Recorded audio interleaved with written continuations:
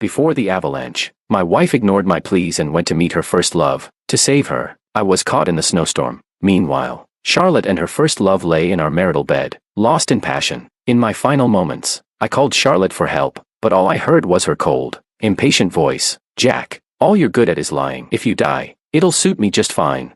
In the end, I perished in the snow-covered mountains, and Charlotte, with tear-filled eyes, dragged her first love to join me in death. Chapter 1. I died, killed by an avalanche orchestrated by my wife's first love. Last night, Charlotte ignored my warnings and insisted on going skiing to meet her first love, and I, wanting to protect her, followed along. Suddenly, a loud boom echoed through the mountains, and the avalanche grew more violent. In the distance, I saw the cold, victorious look in Lucas's eyes as he spoke to me, his voice cutting through the empty expanse of the snowy mountain. Jack, only the dead are obedient. So, he enunciated each word clearly, like a death sentence. You shall rest here forever. Hearing this, my heart clenched, and though I wanted to run, it was too late. Before I could react, a massive wall of snow came crashing down, swallowing me whole. In an instant, I was buried, the cold seeping into my bones, my blood seeming to freeze. A crushing loneliness surged over me like a tidal wave. The feeling of suffocating inch by inch in a desperate struggle to survive was a despair unlike anything I had ever experienced. But I didn't want to die. If I died, what would happen to Charlotte?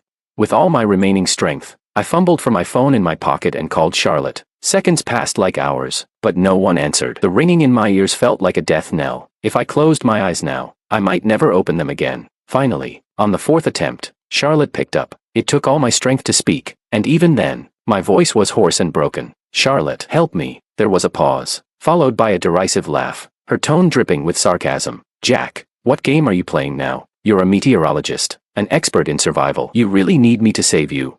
In my days, I heard another familiar voice in the background. It was Lucas. Suddenly, everything became clear. Charlotte wasn't missing because she was in danger. She had gone to meet Lucas, and here I was, a fool, risking my life to protect her, while she was with him. Charlotte's voice turned icy, colder than the snow weighing down on me, and it cut deep into my heart. Jack, are you even a man? I don't have time for you right now. Lucas is hurt. Stop disgusting me.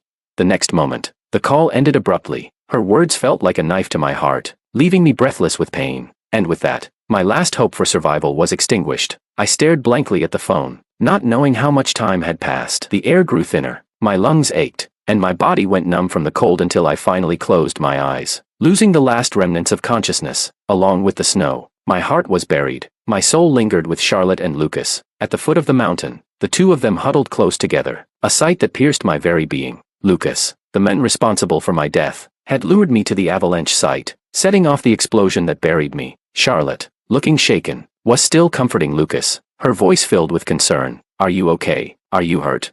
Lucas took her hand, his expression soft and full of affection. Don't worry about me. As long as you're safe, that's all that matters. Hearing this, Charlotte's expression turned angry again, and she spat out her words with venom. Thank goodness you came to save me in time. Not like Jack, that selfish coward, more concerned with saving his own skin than showing his face. I curled my lips into a bitter smile. When the avalanche struck, I had immediately gone searching for her, not caring about my own life. Yet she knew nothing of this and still saw me as a despicable person. Their tender exchange was like poison to me. No one remembered that I was still buried beneath the thick layers of snow, forgotten by all. Just then, a member of the rescue team approached and asked, "Was there anyone else with you when the avalanche happened?"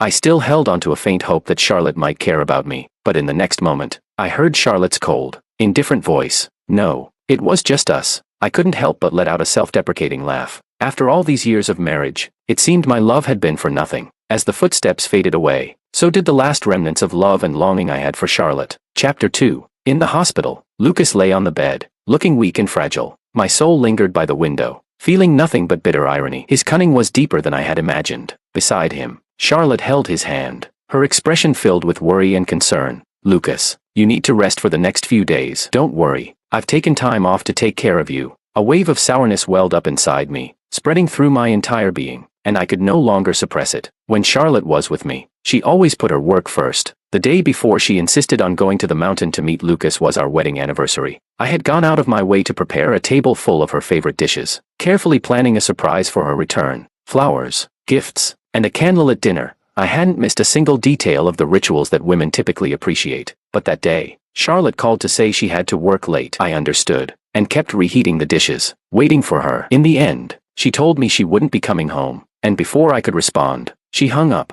That night, I sat alone in the darkened living room until she finally arrived, and she came back reeking of men's cologne, Lucas's. In that instant, the light in my eyes was extinguished, and the pain that settled in was so intense it took my breath away. I couldn't find the words to speak. It turned out that in Charlotte's heart, it wasn't work that was important. It was me who was insignificant. Lucas gently patted Charlotte's shoulder, his smile tender. It's okay, Char. It's just a minor injury. I'll be fine. But Charlotte frowned, venting her frustration with me. It's all Jack's fault. If he hadn't called me, you wouldn't have lost your footing and fallen. All he ever does is cause me trouble. I wanted to explain, to tell Charlotte that the call wasn't a trick, but the dead can't speak. A glint of slyness flashed in Lucas's eyes, though he maintained his feigned weakness. It's not Jack's fault. I was careless. He might have had an emergency. His words made me laugh in anger. Lucas knew I was buried under the snow and had deliberately fallen to divert Charlotte's attention so she wouldn't realize the danger I was in. Charlotte snorted, her tone filled with disdain. You're too kind, Lucas. You don't know Jack like I do. What emergency could he have? He even lied on the phone about being buried in an avalanche. How ridiculous. He's a meteorologist. Does he think I'm an idiot? I let out a bitter smile, a wave of sadness washing over me. A meteorologist dying in an avalanche, he had predicted. It was indeed ridiculous. But Charlotte seemed to forget that I did it for her. During Lucas's hospital stay, Charlotte prepared soup for him every day, acting like a dutiful wife. The entire ward praised her. You're such a virtuous young woman. Your husband is lucky to have you. Indeed, you're beautiful and caring. We're all envious. Upon hearing this, Lucas pulled Charlotte into his arms, gazing at her with deep affection. Char has always been the best in my eyes. Charlotte blushed slightly, smiling but saying nothing. Yet her silent acceptance hurt more than any words could. All of this felt like a knife stabbing into my chest, leaving me bleeding and broken. After Lucas was discharged, Charlotte brought him back to our home. The moment they stepped inside, they were greeted by the remnants of the romantic evening I had prepared before I died. The balloons had deflated, the candles had burned out, and the dishes on the table had gone cold and unappetizing. The gift lay discarded on the floor, unopened and abandoned, just like my feelings, which had always been trampled under Charlotte's feet. Standing in the doorway, Lucas put on a pitiful expression. Char, I've always wanted to surprise you, but I never had the right. Not like Jack, who could openly be by your side. A trace of pity appeared in Charlotte's eyes as she quickly shook her head, saying, No, Lucas, you're wonderful. Don't say that about yourself. It makes me sad. Then, she turned to the remnants of the surprise I had meticulously prepared, her face full of disgust. I hate these shallow things, just like I hate Jack. What else can he do besides these useless gestures? With that, she marched into the room, waving her hands and destroying everything. Did Charlotte really hate surprises? No, she loved them. I remember vividly the radiant smile on her face when she received flowers in college, flowers sent by Lucas. So for her, it wasn't the surprise that mattered, it was who prepared it. Amid the chaos, something crashed to the ground, the sharp sound of breaking glass echoing through the room. My soul jolted as I looked over. It was a photo of Charlotte and me, now lying on the floor, the frame shattered. In the photo, we were young, standing beneath the dappled shade of trees, smiling brightly. It was one of the few happy memories we shared. This was the only photo we had together because, later on, Charlotte became so busy with work that she didn't even have time for our wedding photos. Lucas's gaze darkened as it fell upon the picture. Charlotte, sensing his unease, casually said, It's broken. So be it. It doesn't matter. The next moment, I watched as she picked it up, tore it to shreds, and tossed the pieces into the trash without hesitation. Lucas lowered his head, a sinister, satisfied smile playing on his lips. I stared at the scene, my heart numb from the pain. I once believed that if I did everything right, I would eventually melt Charlotte's cold heart. Now I realized it was nothing but a foolish dream. If someone doesn't love you, no matter what you do, it's all in vain, and I didn't want to hold on any longer. I was too tired. All that remained was the cake I had made with my own hands, still sitting in the fridge. Suddenly, the shrill ring of a phone cut through the silence. Charlotte answered, her voice laced with impatience. Who is this? On the other end was a familiar voice, and I was surprised. It was my junior colleague from university, Victoria. We had worked at the same company after graduation, and she was always cheerful and easygoing, someone I got along well with. But now, she sounded furious, her voice brimming with anger. Do you know that something terrible happened to Jack? Charlotte's brow furrowed, and she snorted, full of disdain. You're Jack's little junior, aren't you? What is this? Did Jack put you up to this? I don't have time for your games. Chapter 3. On the other end of the phone, Victoria hadn't expected such a response. She took a deep breath, trying to keep her emotions in check, but her voice trembled. I'm not lying to you. Jack is really dead. Those words only made Charlotte angrier. She thought I was using this lowly lie to pressure her. Charlotte's eyes were filled with disdain, her indifferent tone cutting deep. I'm sorry, I don't know what your goal is with this joke, but you can tell Jack that whether he's dead or alive, I won't change my mind." Her voice grew colder, and her sharp words stabbed at my heart like a knife. "If he's dead, that's just fine with me." Then she hung up without hesitation, even adding the number to her blacklist. I silently watched Charlotte's actions, feeling a wave of bitterness tightening around my chest. As expected, she still didn't believe I was truly dead. Her last words made all the years I had invested seem like a joke, not worth mentioning. Beside her, Lucas took her hand, his voice gentle. "Char, don't get upset. I'll be worried if you make yourself sick." Charlotte's previously domineering demeanor vanished as she nestled into Lucas's arms like a delicate woman, her voice sweet and tender. "I don't want to be angry, but Jack has gone too far. To think he'd involve others in such a lie to deceive me, I've had enough. As soon as he gets back, I'm divorcing him immediately." Lucas's face lit up with joy as he made his promise. "Don't worry, as long as I'm here, I won't let you suffer even the slightest bit of harm." I looked coldly at this murderer, the fire of anger burning in my chest. "Char, my heart has always belonged to you." Under the dim, intimate light, the love between them felt like a deep, dark abyss, making it hard for me to breathe, making me want to flee. "But Charlotte, I'm never coming back. Your happiness is no longer my concern." In the following days, Charlotte and Lucas went on outings together, forgetting me completely. They drove my car, used my credit cards, and stayed in my house. It wasn't until Charlotte began to sense something was wrong that she started to feel distracted even when she was with Lucas. I hadn't sent her a single message or made a call in 10 days. In the past, that would have been unthinkable. The last message in our chat was one I had sent the previous week, nothing more. Charlotte, with rising anger, typed furiously, "Jack, I don't have time to play hide and seek with you. Are you dead somewhere? Get back here and finalize the divorce." I let out a bitter laugh. Unfortunately, I really was dead out there. Charlotte waited 3 more days but received no reply. She could no longer sit still, her desire to cut ties with me growing more urgent. So, one day, Charlotte, accompanied by Lucas, went straight to my office. "I'm sorry, Jack hasn't been to work in several days. Didn't we already contact you about this?"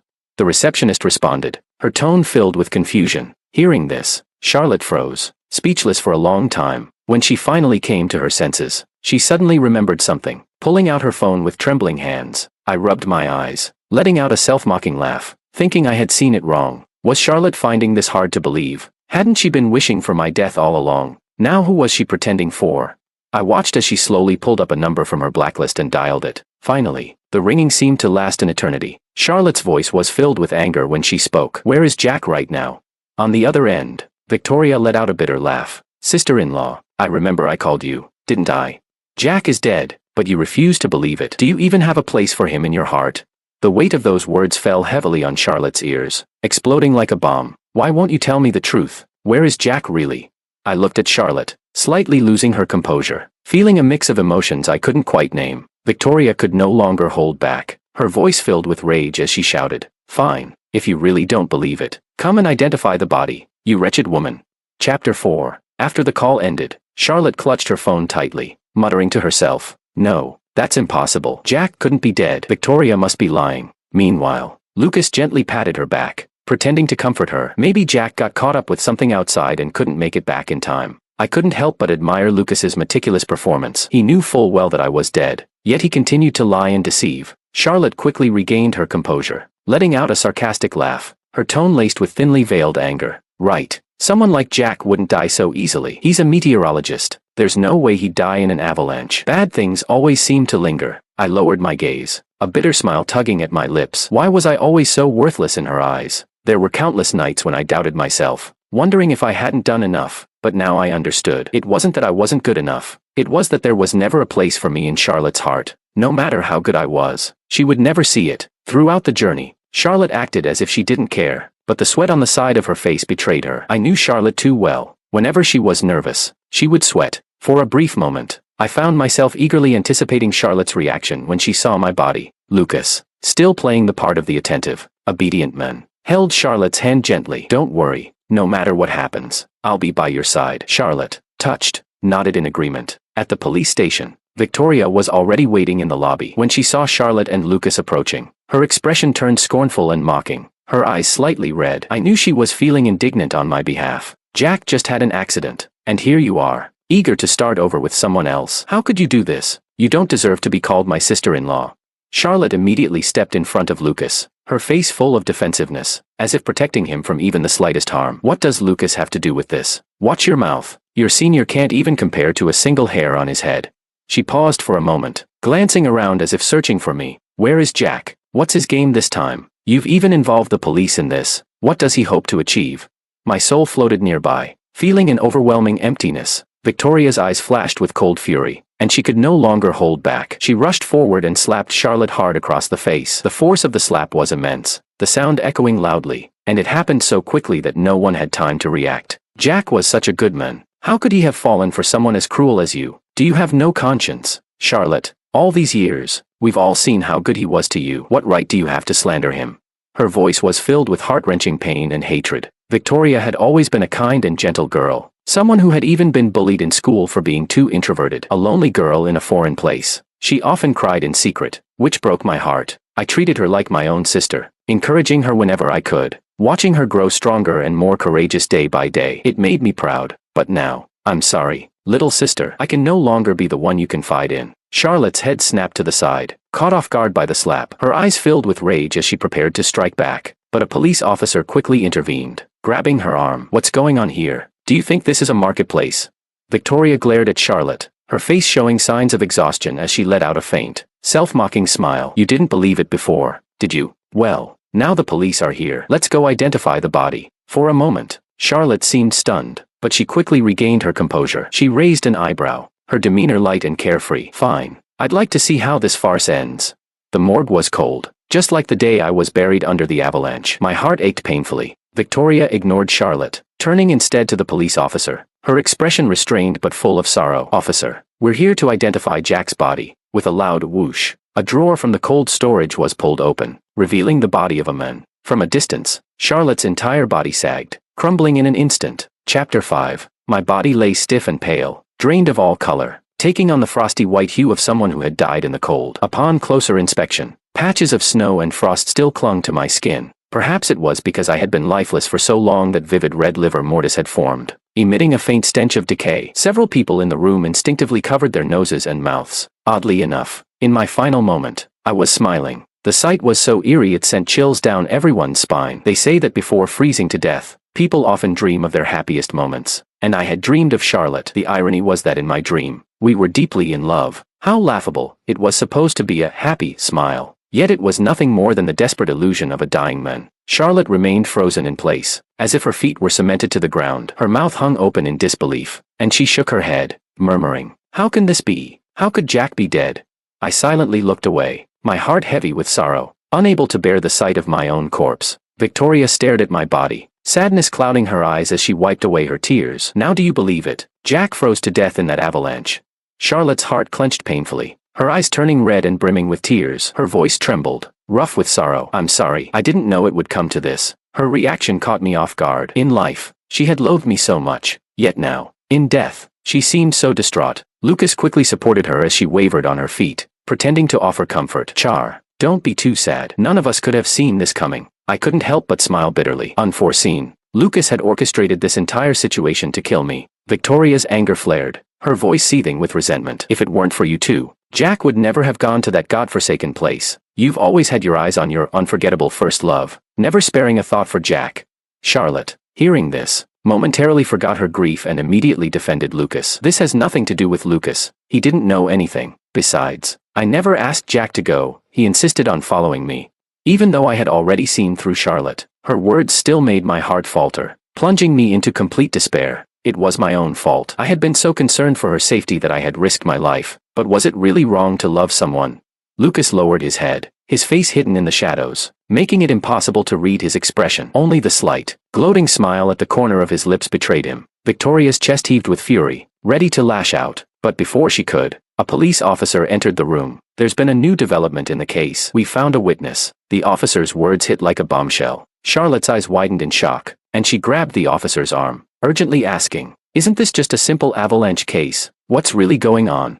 The person brought in was a man with a face unfamiliar to me. I didn't recognize him. But as soon as Lucas saw the man, his expression changed drastically. I finally remembered who he was, one of the people who had gone skiing with us. The man entered the room and immediately locked eyes with Lucas, his gaze unwavering. Slowly, He raised his hand and pointed directly at Lucas. It was him. I saw with my own eyes how he ignited the explosion. Charlotte's eyes widened in shock as she stared at Lucas, her lips trembling. She couldn't believe what she was hearing, her voice shaking. Lucas, is it true? Did you really do this?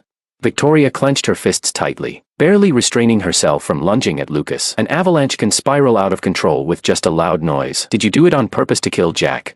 Lucas maintained an innocent expression as he moved closer to Charlotte, his voice desperate as he tried to explain. Char, I would never do such a thing. I'm being framed. But in the next moment, the men shattered Lucas's lie without hesitation. I have a video recording. It's all on tape, and I can prove it.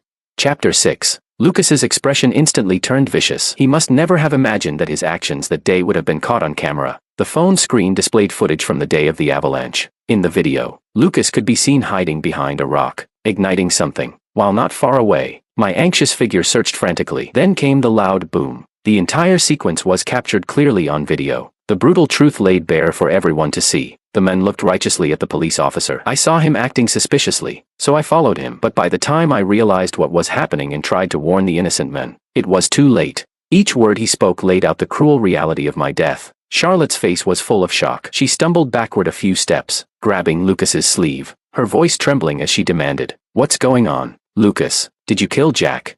Lucas remained silent, his head bowed, seemingly lost in thought, but Charlotte pressed him, her voice growing louder. "Answer me. Why did you do this?"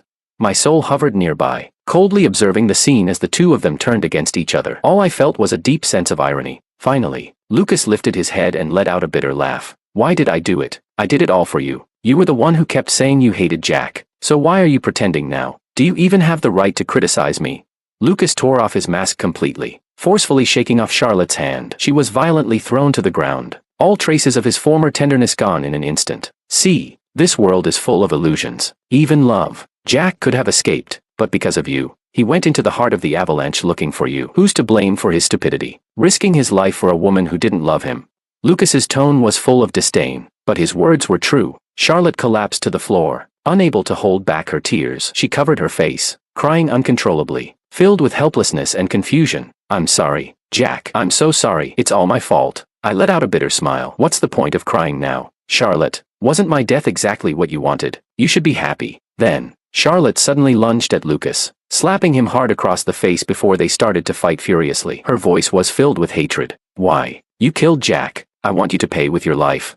The scene quickly descended into chaos until the police finally pulled them apart. Lucas was then forcibly handcuffed. Victoria's gaze was icy as she watched. Unwilling to engage with the two lunatics, she instead made arrangements with the police for further proceedings. Then, with a look of utter disdain, she turned to Charlotte and said, "Watching dogs fight is truly satisfying." With that, she left to prepare for my funeral. Charlotte, her hair disheveled and her makeup smeared beyond recognition, was a rare sight of disarray and loss of composure. She staggered toward my body, slowly reaching out to gently caress my cheek, her touch so careful, as if she feared breaking me. Tears once again streamed down her face uncontrollably. "Jack, it's my fault. I'm so sorry for what I did to you." As I watched, my heart remained unmoved. Tears fell onto my cold, lifeless face. But a dead man can't feel anything, and I no longer long for this belated love. Chapter 7. Charlotte returned home alone, stepping into the overwhelming darkness that greeted her. The house was still in the same state of disarray as it had been after that fateful day. She silently closed the door, walked into the kitchen, and poured herself a glass of water. As she drank, she absent-mindedly opened the refrigerator, and there, right in front of her, was the cake. Charlotte froze, her hand gripping the refrigerator door so tightly that her knuckles turned white. In that moment, all the emotions she had been suppressing finally erupted. The cake's shelf life was short, and even though it had been in the fridge, it had long since spoiled. But Charlotte didn't care. She took the cake out, her hands trembling. Then, she began to eat it, spoonful after spoonful, shoveling it into her mouth without regard for appearances, the cream smearing her face and clothes. Watching Charlotte break down in such a way was unfamiliar to me, and I couldn't quite describe the feeling it stirred within me. She ate the entire cake. When she finally finished, Charlotte could no longer stand. She slid down to the floor, her body collapsing as sobs escaped her in the quiet of the house, her words barely more than whispers. "Jack, please come back, won't you?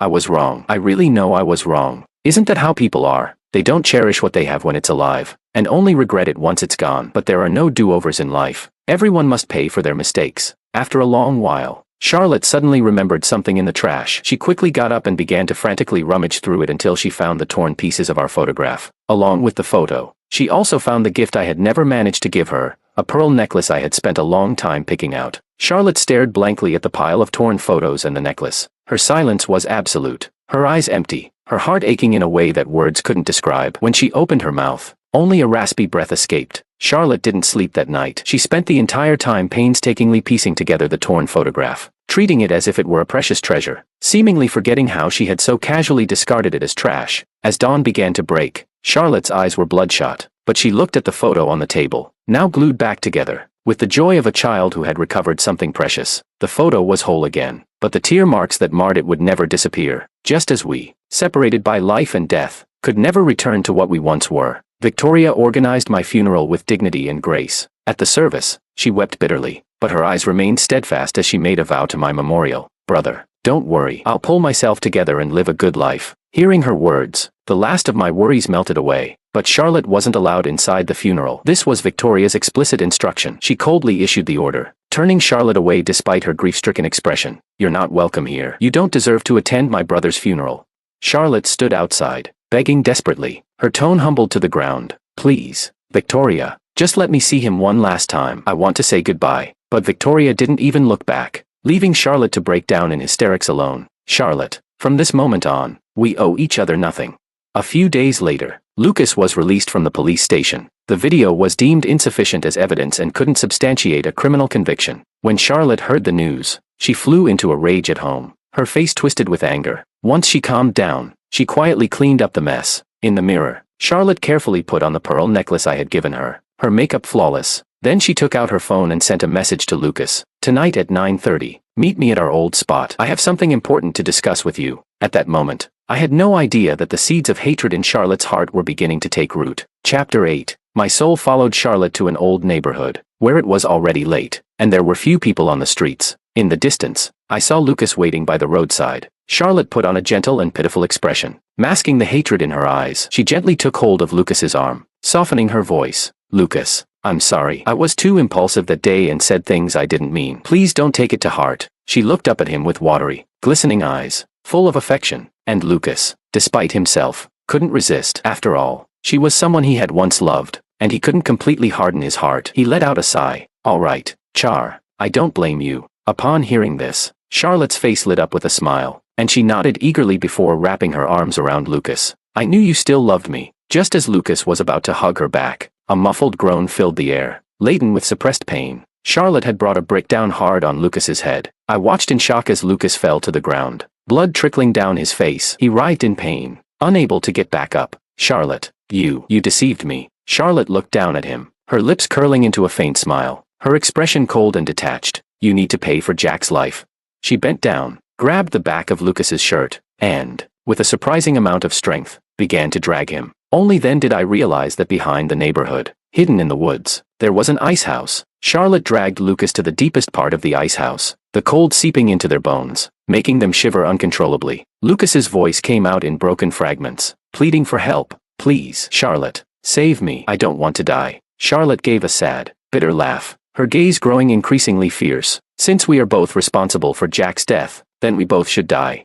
Without hesitation, she turned the ice house's temperature to its lowest setting. After speaking, Charlotte walked to a corner of the ice house, her high heels clicking on the floor. She sat down, hugging her knees to her chest, her hands gently stroking the pearl necklace around her neck. Behind her, Lucas lay motionless on the ground, his face pale, his body slowly freezing until it stiffened and straightened, his breath finally stopping. He froze to death. Charlotte, too, began to feel the cold wrapping around her, like an invisible layer of ice crystals. Even her breath turned to white mist. She shivered helplessly, her face twisted in pain from the cold, her teeth chattering, and her thoughts growing increasingly chaotic. As she neared death, Charlotte's mind was filled with sorrow. She realized just how much Jack must have suffered before he died, how excruciating it was to freeze to death. In her blurry vision, Charlotte thought she saw my spirit. She used all her strength to lift her hand, trying to reach out to me, whispering my name over and over. Jack, I'm coming to find you. Finally, the world fell silent. Everything had reached its conclusion. I breathed out one last sigh, my heart filled with relief. It was time for me to go. Not every love story has a happy ending. The world is full of regrets. What's most important is that life is about so much more than just fleeting romances. There are other things worth living for. It took me this short life to learn that lesson.